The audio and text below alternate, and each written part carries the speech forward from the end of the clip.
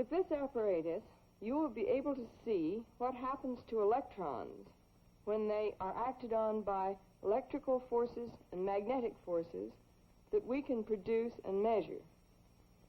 One of the things that we'll be able to determine from our observations is the mass of an electron.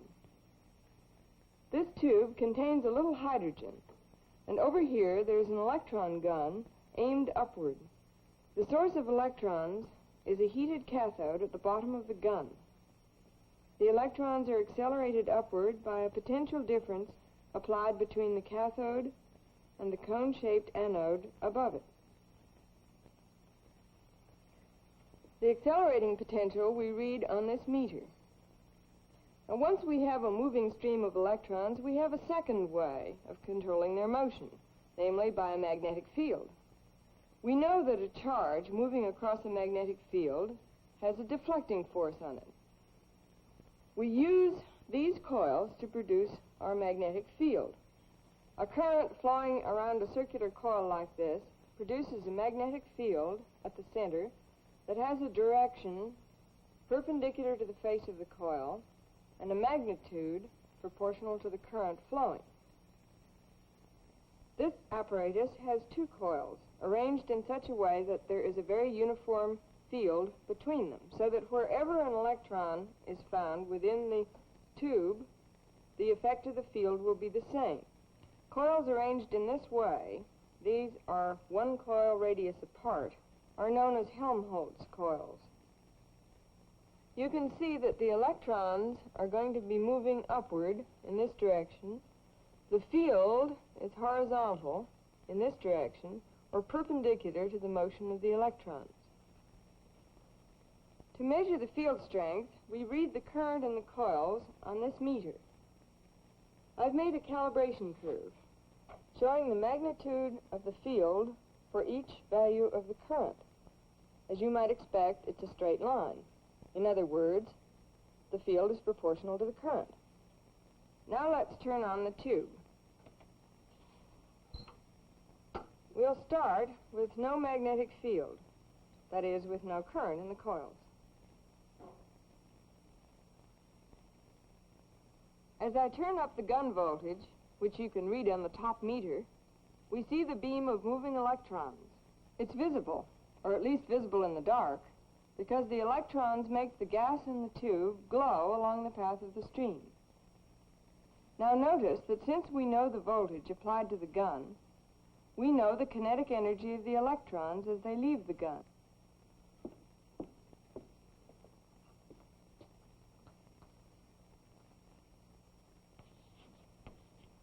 The energy of an electron as it leaves the gun is equal to the energy per elementary charge times the charge. We have 100 volts on the electron gun, and each volt is worth this many joules per elementary charge. And now an electron has one elementary charge, so our Q is 1. And this is the energy of one electron as it leaves the gun. Now let's turn on the magnetic field, which will change the direction of the electrons, but of course won't change this kinetic energy. This time, watch the ammeter at the bottom. As we increase the field, we increase the deflecting force on the beam.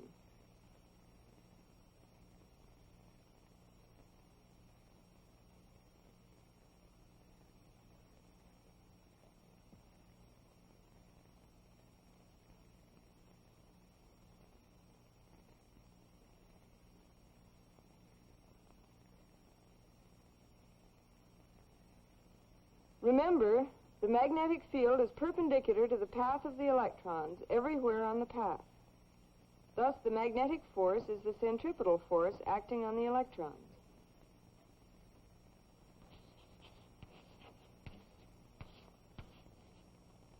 This force that keeps the electrons moving in a circular path of radius r is equal to the field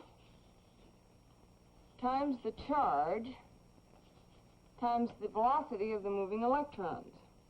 Since V occurs on both sides of this equation, we can write this more simply in terms of momentum.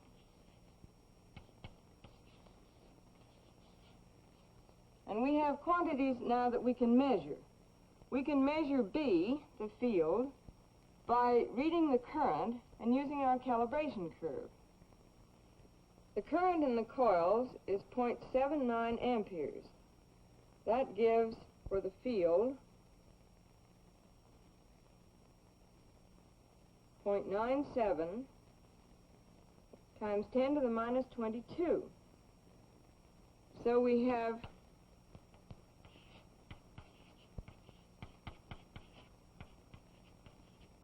this for the field, and Q is still 1. And now we have to measure R.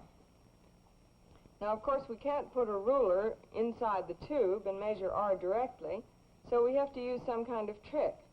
There are a number of ways we could do this, but what I've done is this. I've taken a picture of the circle formed by the electron beam. Then I've removed the tube, and I've taken another picture of a scale put in exactly the same plane occupied by the beam. Here are the pictures. I've cut this along the scale, and now I can use it to find the diameter of the electron beam. The diameter is 11 centimeters, and R is half of this, 5.5 centimeters, or 0.055 meters. So here we have the momentum of an electron traveling in the particular circle that we've been watching. Now it's clear that from these two equations we can determine both the mass and the velocity. And when we do this, for the particular values we have here, we get the mass of an electron is equal to 0.89 times 10 to the minus 30 kilograms. Incidentally, the velocity in this case is about 6 times 10 to the 6th meters per second. Now I have the results of some other measurements that we've made with different values of V and B.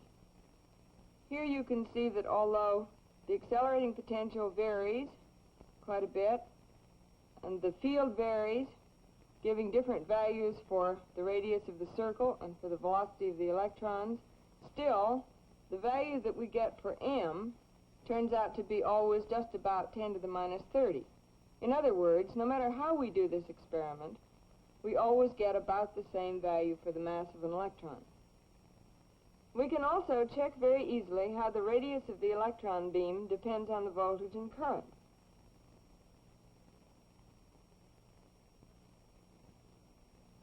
You can see that by increasing the voltage, and thus the energy of the electrons, we make the circle larger. Increasing the field makes it smaller.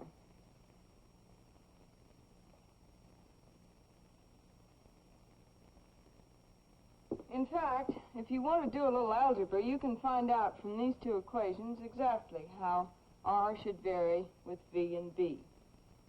Finally, let's do one more thing. So far, we've been shooting the electrons straight up, perpendicular to the field. What would happen if we were to shoot them at an angle so that there would be a component of their velocity parallel to the field as well as one perpendicular?